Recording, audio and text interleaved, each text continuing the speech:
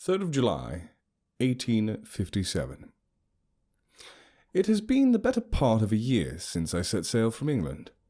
I feel myself overcome with a certain melancholy every time I watch the white cliffs of Dover disappear over the horizon, seemingly watching me as I venture out into the wilderness. But whatever guilt I might feel, there is much work to be done. The vast, untamed wilds of the world wait for no man, and it is our duty as Englishmen to carry the light of civilization to the corners of creation. Today I have alighted in the Oregon Territory, in a newly founded town on the shores of Puget Sound that the pioneers call Seattle. Even now, in the height of summer, it is a cold and dreary place. Clouds meander across the heavens, bringing showers and fog, as cool winds blow across the water, and on all sides the tiny town is surrounded by the massive evergreens that populate this country. In many ways, it is not unlike the climate of my boyhood home in the West Country, and I felt an odd sense of nostalgia as the summer rains wet my cheek. But it is not the town, nor the weather that interests me.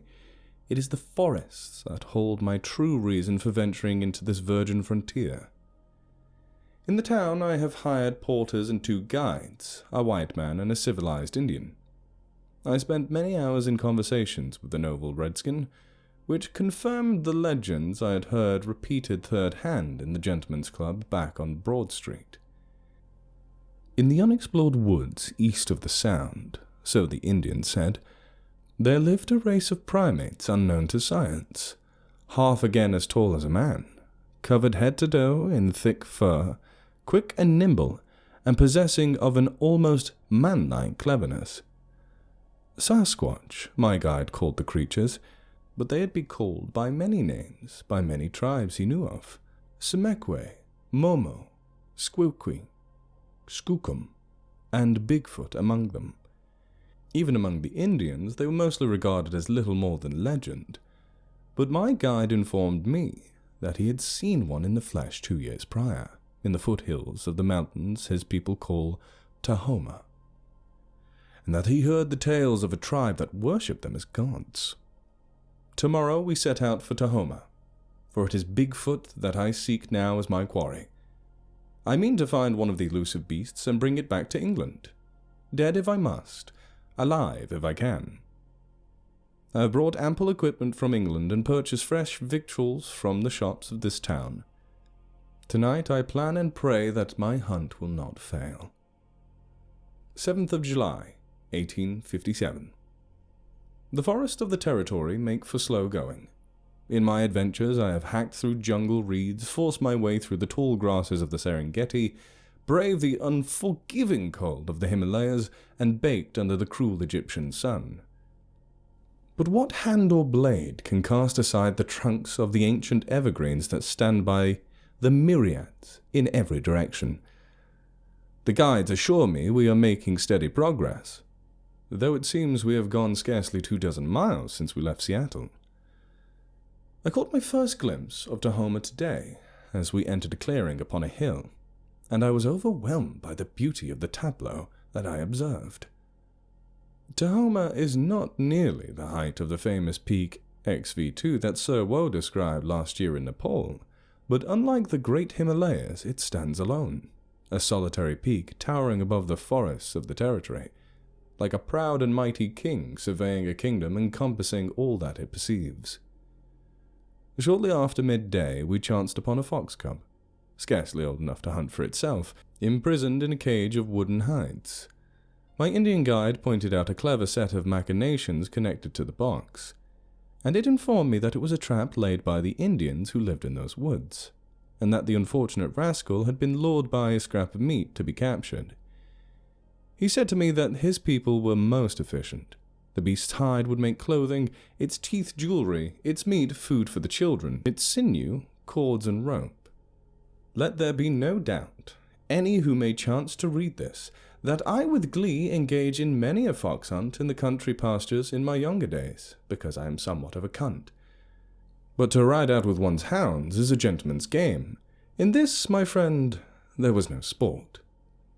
I looked into the creature's eyes, and it seemed to regard me almost as a starving beggar child might regard a man of wealth, envious and jealous, but at the same time supplicant, as if to beg me for mercy. I drew my knife and cut the cords holding the cage door shut, and the vulpine burst free and darted into the woods, fetching a brief glance at me as it ran away. 8th of July, 1857. This morning we encountered a half-dozen Indians in a hunting party near the banks of a river. I thought at first to call it the Blackwood River when we found it, though my guide informed me it was known to the people as Nisqually. The Indians regarded us at first with suspicion. I know not if they had seen a white man before, and I feared the worst. But my Indian called out to them in a language strange to me, and they responded gleefully in the same. I learned that he was of the same tribe as they, and that he called their leader his cousin, and they received us warmly. We luncheoned on salmon the Indians had caught in the river, and traded with them for food and supplies. I was most excited to hear from one of the younger redskins that he had seen a Bigfoot once when he was young, for the porters believed this expedition to be a fool's errand, and with this revelation they seemed most renewed in their vigors. By the time we parted ways, I had managed to learn a few words of their language. After I had brought a Bigfoot back to England, I shall have to return to this land and learn more of the ways of these people. 13th of July, 1857.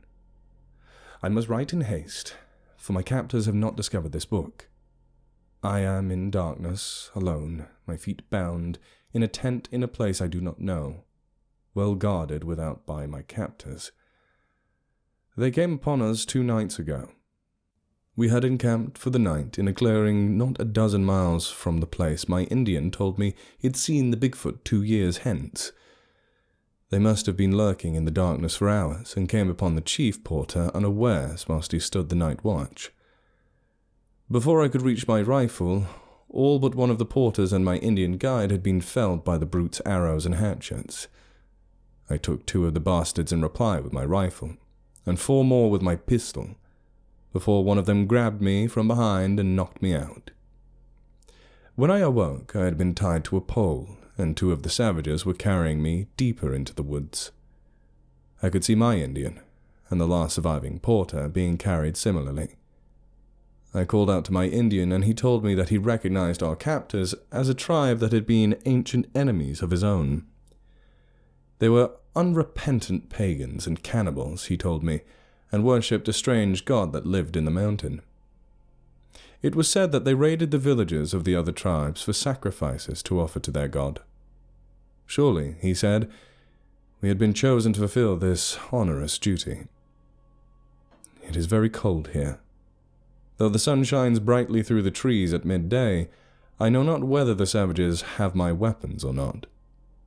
I pray that they do, for if I cannot reach them, I will surely perish in this wilderness. 16th of July, 1857. Words cannot express the terror I have beheld this day. The savages have brought us to their home camp in the foothills. Even now, in the midst of summer, clumps of snow congregate under the rocks and at the base of the trees. At midday, the 3 of us were escorted to a snowy clearing by the edge of the vast wood, climbing up the mountain. Hundreds of savages formed a circle around the clearing, and our porter was loosened from his bonds and dragged to the center. One of the savages began beating upon a massive drum and singing in a bizarre language, the likes of which I had never heard. Others joined in, and the forests were filled with the din of 1,000 screaming savages. Suddenly, the trees at the edge of the clearing seemed to rustle and part way, and throng silence as it emerged. Bigfoot, in the flesh. The tales had not done the beast justice. It stood 15 feet if it stood an inch, and it could not have weighed less than half a long ton. I could scarcely discern its countenance beneath the matted fur that covered its face. Ravenous, primal, caked in blood and spittle, it bore the scars of many struggles, and, praying that the reader will forgive my lack of modesty, displayed its manhood proudly. It set its eyes on the porter and charged at him with a speed that I would not have expected from a brute of its size. The porter made to run, but the savages closed upon him and allowed him no egress. Within seconds the beast was upon him. I could hardly bear to look as it ripped him limb from limb, its yellowed, sharpened teeth tearing into his flesh, his blood running down its jaws as it greedily feasted upon him. The savages returned me to the tent afterward. I fear I am next. 19th of July, 1857. I hope by now, should anyone be reading this year's hence, that you regard me as an honest man. Throughout my many years exploring the unknown corners of the world, I have considered it my obligation to tell no less than the whole truth regarding my discoveries, and that my fellow countrymen might know of the world that lies beyond the borders of our great empire, and prepare for the day that the light of goodliness and peace shines around the world. I say this now, for the events I must now recount might seem a fantasy to you, dear reader. Indeed, I would find it difficult to believe myself had I not seen it with my own eyes. But on my sacred honor as an Englishman, I assure you that every word of it is true. On the afternoon of the 17th, the savages offered my Indian guide as a sacrifice to Bigfoot, as they had my porter. Yesterday, the 18th, they prepared to do the same to me. I spent the morning in solemn prayer and reflection, and for the first time in my life I understood the sorrow of a condemned man awaiting the hangman's noose. I felt I had lived a good life, and I was prepared to do what any good Englishman would, and meet my Maker with a stiff upper lip and a clean conscience. The Indians led me to the clearing and loosened my bonds. I strode calmly to the center of the clearing and closed my eyes. If I was to die, I intended to die with my dignity intact. The drumming and the screaming started, and I heard the trees rustle as Bigfoot drew nearer to claim his meal. But it was not Bigfoot's approach that silenced the savages.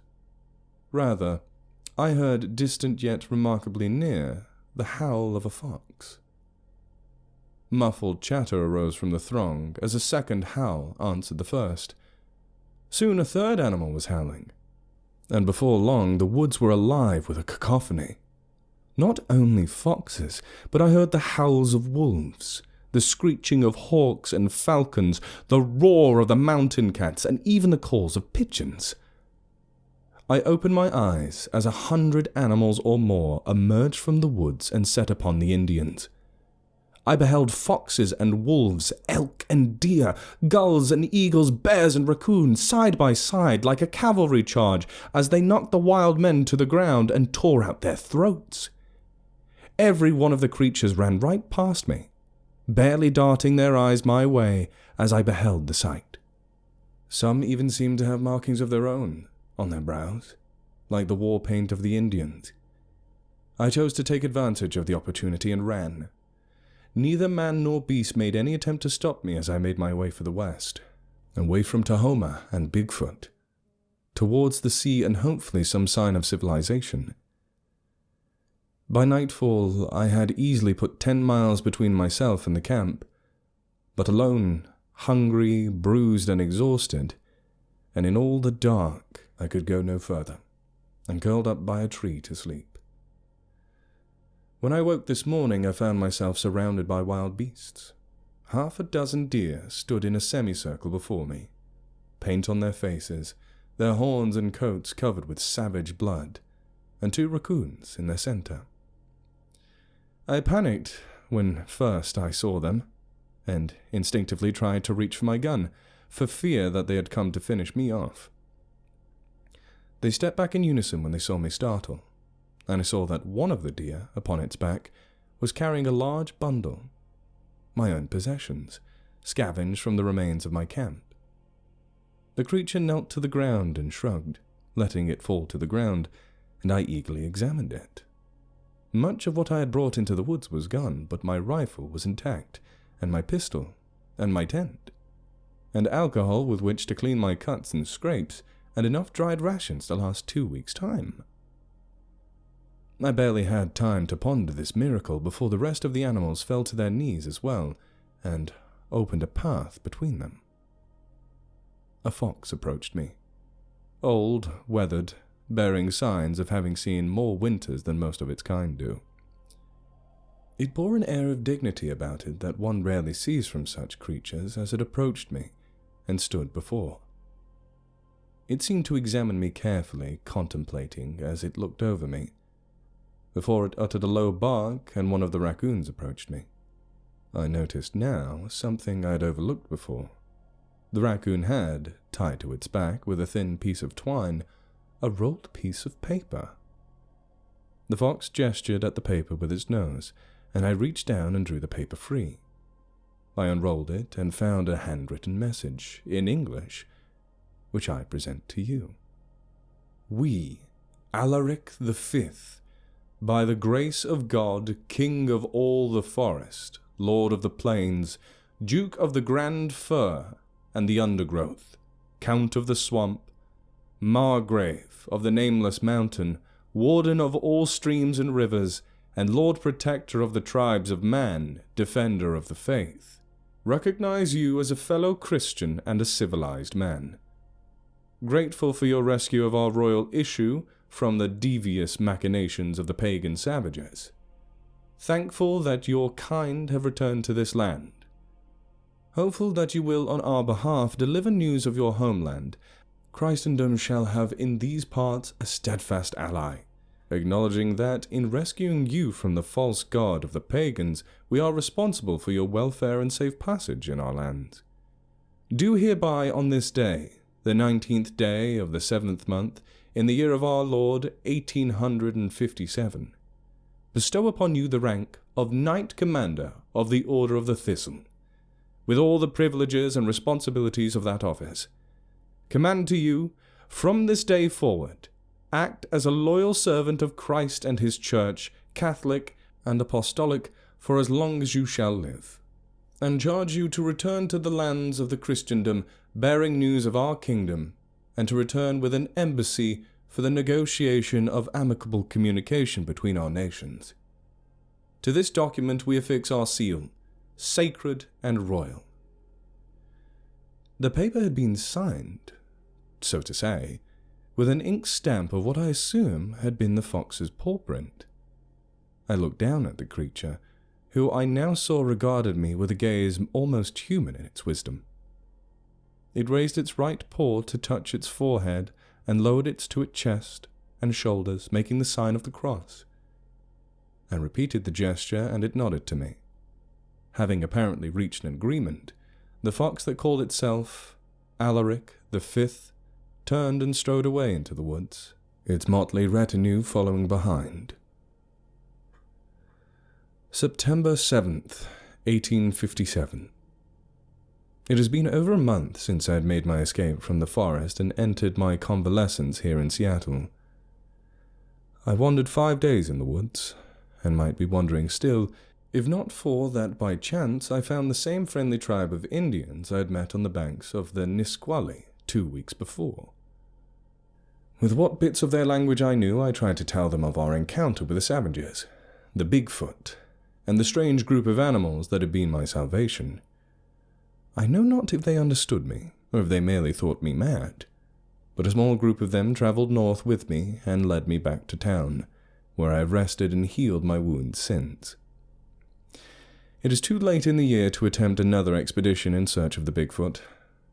I am told that the winter in these parts is long and cold, and that it will be April before another expedition to the foothills is advisable. In any event, I have little money left with which to hire anyone.